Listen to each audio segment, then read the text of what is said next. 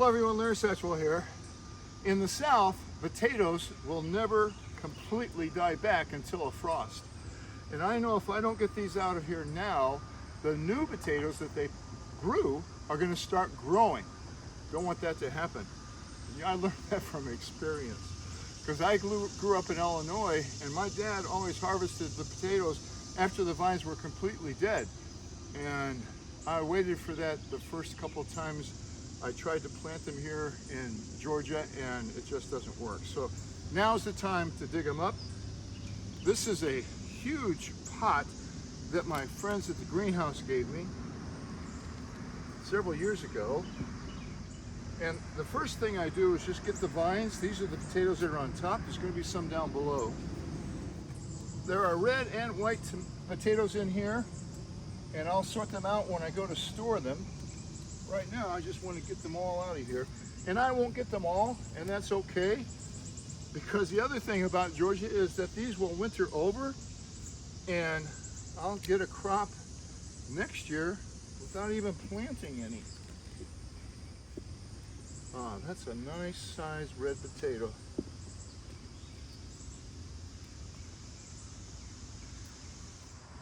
A potato like this, see, it's already started to sprout.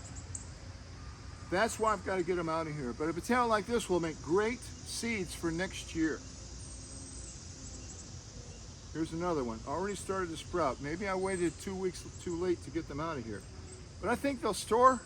We'll put them up under the porch here in a few minutes, but this is going to take a while.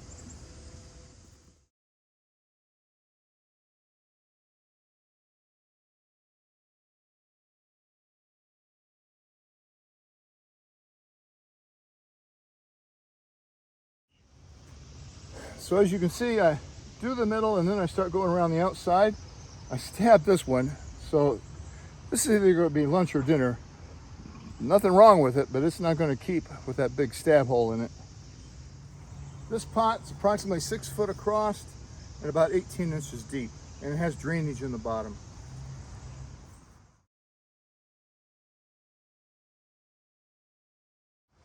Well, that's going to do it for the digging. I only managed to stab 2 of them. See one here with a little wormhole in it. I'm going to spread these out on some flat trays under the porch where it won't get wet, but they'll be able to cure in the shade for a few days before we put them in storage.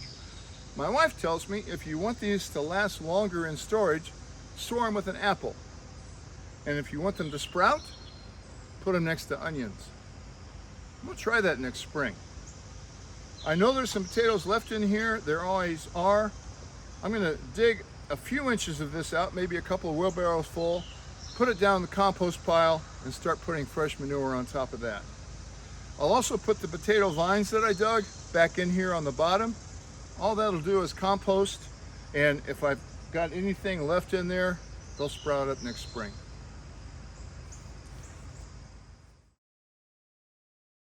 So I've got them spread out on flats here. I estimate there's probably 10, maybe 12 pounds of potatoes here. Got the small ones over here. Those will become seeds for next year. And I found one that was a little bit soft. One had a wormhole, and these are the 2 I stabbed. We'll eat those right away. I'll wait until the moist dirt on here dries off, and then I'll take a light brush, like a horsehair brush, and brush them off clean. Take off any sprouts. They should shrivel up as these dry, and then we'll store them. And I probably will put these in the refrigerator because this is only a couple of months worth of potatoes for us. The girls, as they come by, my daughters, I'm sure they'll want to take some home too. Everybody in the family likes fresh dug potatoes. All right, now I've got to go fill up that pot.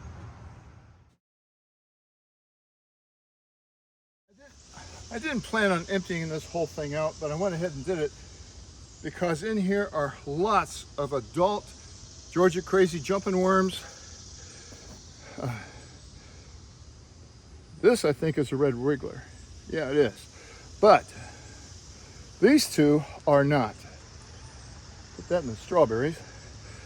And you can tell when they just go crazy. So I thought the best fate for these were the chickens. The other reason is that these things ruin your soil, and there are, ouch. What is that? Just a thorn. They ruin your soil, and I had big chunks like this. There's a worm right there. There's a worm right there. So the chickens will break this down, and I'm gonna start from scratch. I am gonna empty this whole thing.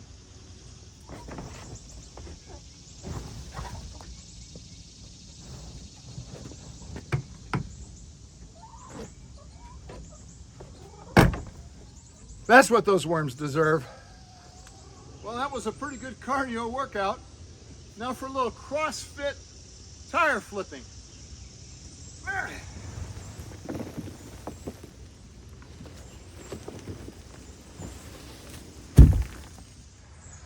They act more like snakes than worms. I hate them.